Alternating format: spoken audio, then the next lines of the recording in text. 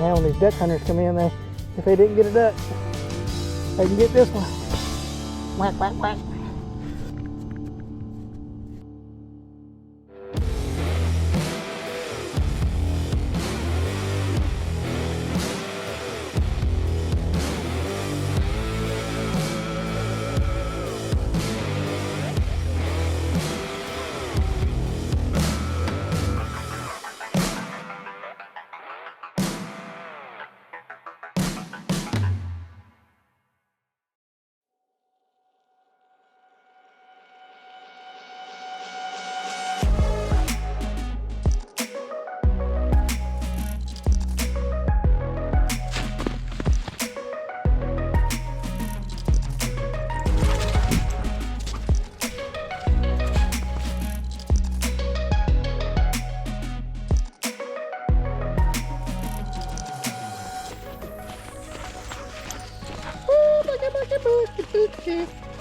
Ah, bagay.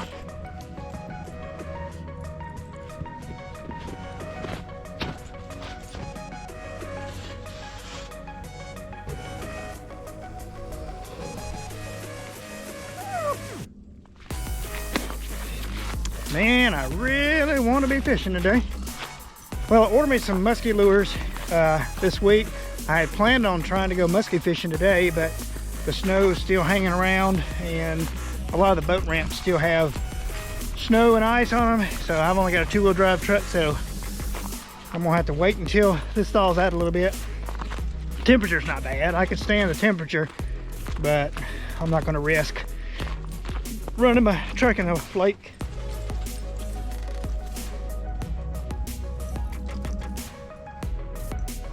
All right, I'm curious, fishing family, how many factors do you guys use when you're planning out your day fishing? As far as probably most everybody's going to look at their weather forecast, but what else do you look at? Or do you look at anything? Now, probably 7-8 years ago when I first got into this, I didn't use any factors other than just checking to see if it was going to be raining. But today, I've definitely increased that as I'm trying to hone this skill of fishing or slash obsession, I guess you could call it.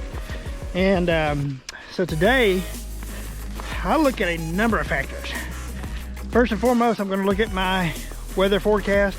I'm going to see whether it's raining, what my temperature is going to be. I'm going to look and see if I'm on the front end of a storm front. I'm going to check barometric pressure. And the barometric pressure is one of those things that it's not a factor that you can use by itself. Barometric pressure is one of those factors that really is going to give you an insight into what the fish are going to be doing and how it affects them. That's a big one. Like I said, it's not a standalone factor. It just gives you insight into what the fish behavior is going to be that day. Are they going to be deep? Are they going to be shallow? Are they going to be hunkered down? Now, there's a common misconception that fish are kind of like bear and they hibernate in the winter and they don't eat.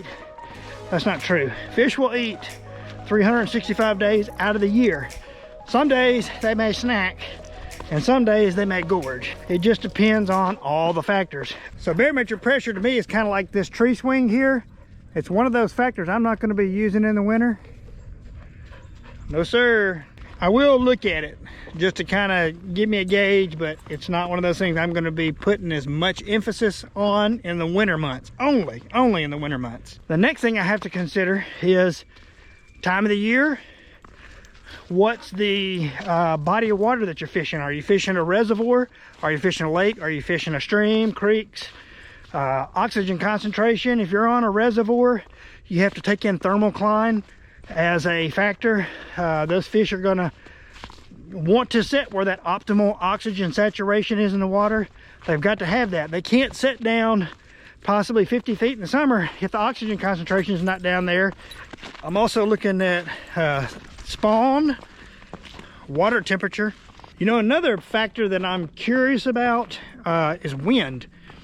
I don't know enough about it, but I have kind of thought, I'm wondering if you've got heavy winds on a lake, will that actually push fish to one certain section just because of the winds causing a lot of chop? I don't know. There may be nothing to the wind, but other than it just makes it really difficult when you're out in a 14-foot flat bottom boat and it's blowing you all over the place. So that will be one factor why I will stay away from the lakes. And that's why I was walking the creek on January 1st. I opted to go wade the creek. Whether I caught fish or not, it was still fun. I did see a beaver swim across. My camera couldn't pick it up because he was a good ways away from me, but when I got over there, I did see some tracks that appeared to be the beaver, where he was going up the bank of the creek to go up to an area where there's some saplings. And I did find a lot of cuts in the water where they were feeding on that pulp on the tree bark. So still fun. So then you've got your tackle selection based on your water clarity. If your water's clear, you're going to use just natural colors. Murkier water, then that's when you're going to get into your little brighter colors, your chartreuse colors, so that stands out more for them. You've got your spawn. Are the fish at a time when they're spawning? Where are they going to be traveling for those spawning areas? There's a lot of factors that come into play with fishing to be successful at it. You gotta really take the time to, if you're targeting one species, it makes it a lot easier. Let's just say if you're a dedicated bass fisherman or dedicated crappie fisherman, cat fisherman, whatever it is. I'm not a dedicated fisherman to one specific species. I like to change it up, fish for a lot of different things. I think that's about it. I wanted to give a shout out to my buddy John at Minute on the Mountain. Guys, go check his channel out. John gets out and does a lot of fishing, a lot of hiking, elk hunts, deer hunts, and he always has a great message at the end of his video. Go check him out. I really like his channel a lot, and I hope you get feeling better, John. I know recently, I think he was, I don't know if it was COVID that he had got, but he was out the other day on a hike, trying to kind of get some strength back. But walking today is making me think about John. I'd love to be out in his area and see what he sees. He's got some beautiful terrain out there. All right, fishing family. Hey, till next time, stay warm. Hey, grab your poles, call your buddies, get out to make some memories. Give me some elbow. I love you guys.